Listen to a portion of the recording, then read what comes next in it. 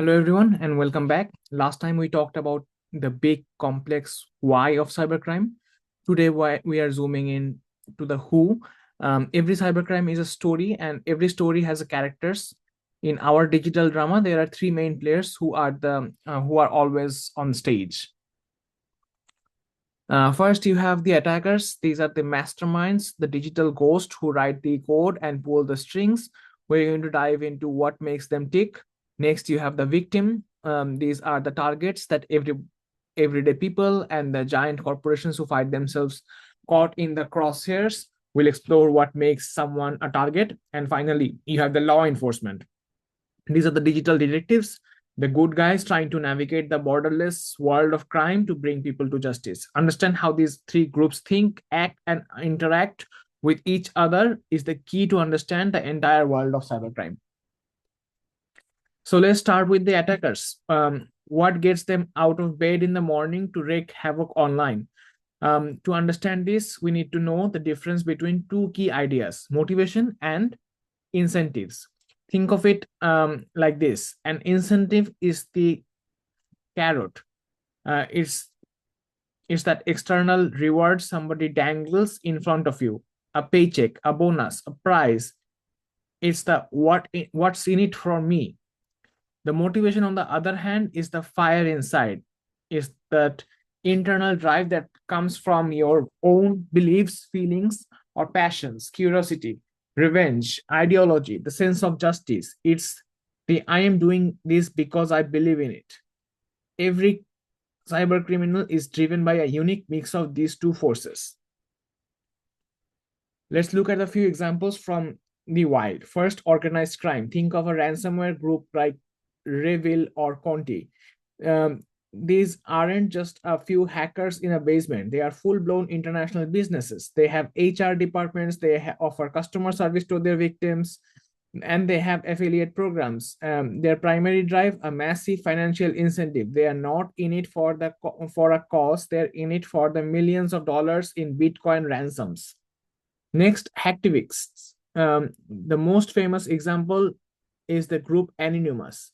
When they launched attacks against organizations like the Church of Scientology or supported the Arab Spring, they weren't getting paid. They were driven by an internal motivation, a shared political or social ideology.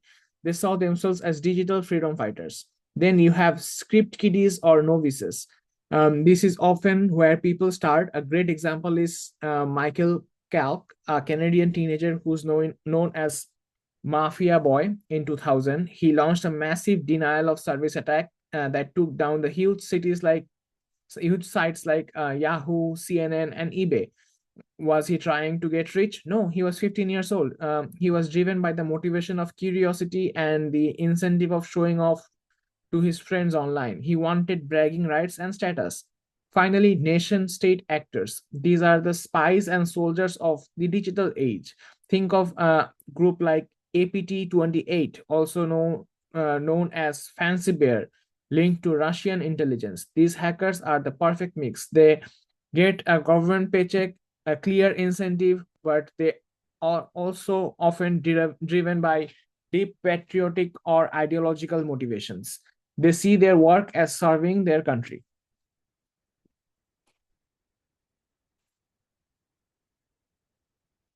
Now let's flip the coin and talk about the victims. When somebody's life is turned upside down by a cyber attack, their needs are very real and very similar to victims of traditional crime. They need emotional support to deal with the fear and violation, financial help to recover their losses, and clear information about what to do next.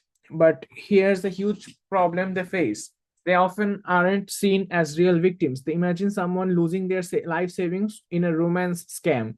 They go to the police, and sometimes their response is, well, you shouldn't have been so naive online. The lack of validation can be as painful as the financial loss. So, who is the most likely to become a victim of online fraud? Research points to a few key traits: older age. Scammers love to target seniors with tech support scams, or the infamous grandparent scam, where they pretend to be a grandchild in trouble because they bet on the potential lack of technical familiarity and a deep sense of family duty. Higher impulsivity. People who are naturally sensitive, seeking to, or act quickly without thinking, are prime targets for phishing emails. They say, urgent, your account is locked, click here now. So, and then finally, high risk online activities. If you are frequently visiting illegal streaming sites or downloading pirated software, you are walking through a bad neighborhood of the internet. The chances of picking up a malware infection are exponentially higher. Finally, let's look at the digital deceptives. They are facing an uphill battle. Digital detectives, they are facing an uphill battle. Their biggest challenge is underreporting. The police aren't fighting a crime they don't know exists. The victim of online harassment might not report it because they're scared or because they tried to and couldn't figure it out how. Do you call your local police department, the FBI, IC3, the Federal Trade Commission? It's a confusing mess, and that confusion leads to silence. And for the officers on the ground, there are immense internal pressure. Imagine you are a detective in a small town and you're used to dealing with burglaries and traffic accidents. Suddenly you get a case where a local business has was hit by a ransomware group based in Eastern Europe that demands payments in cryptocurrency. You're now dealing with an international crime scene involving digital forensics and blockchain analysis. The skills gap and lack of resources are enormous. Most police departments are simply not equipped to handle the sheer volume of complexity of modern cybercrimes. So, as you can see, these three groups don't exist in separate bubbles, they are locked in a complex dance. Let's put it all together. A ransomware group or attacker sees the small businesses are easy target. They hit a local flower shop, that is the victim. The owner is embarrassed and doesn't know how to report it, so they stay silent, or victim behavior. Because the crime goes unreported, the local police, that is law enforcement, have no idea a new threat is targeting their town. This resource gap means the ransomware group is emboldened and they move on to hit the bakery down the street. That is a new victim. It's a cycle. Victim silence hinders law enforcement gaps empower attackers, and attackers' innovation creates a whole new wave of victims.